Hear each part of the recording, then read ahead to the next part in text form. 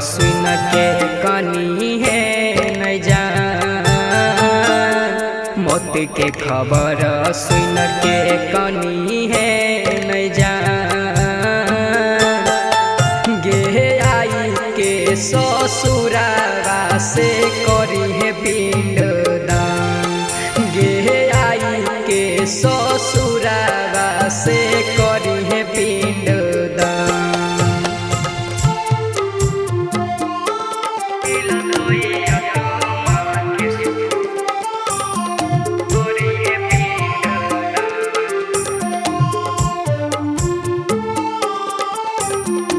Mixed by Vikas Mehra.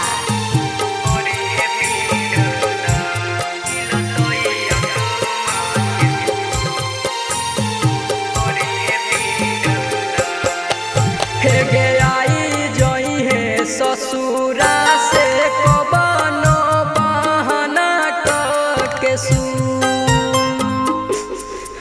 हगे तो बेगे मिलत भटकत आत्मा के सुकून। आई है बहाना के सुन मिलत आत्मा के सुकून। इतना दिलावा में दिलही जखम, गे आई के ससुरारा से करी है पिंडदान।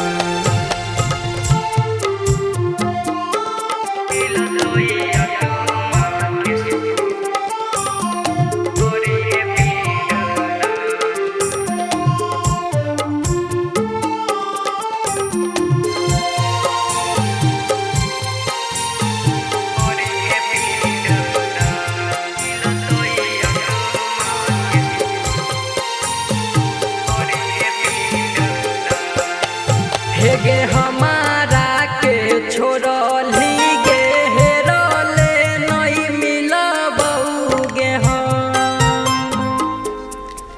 हगे बिराजू के दिलावा तोरी चह लगेली पम पम के संग।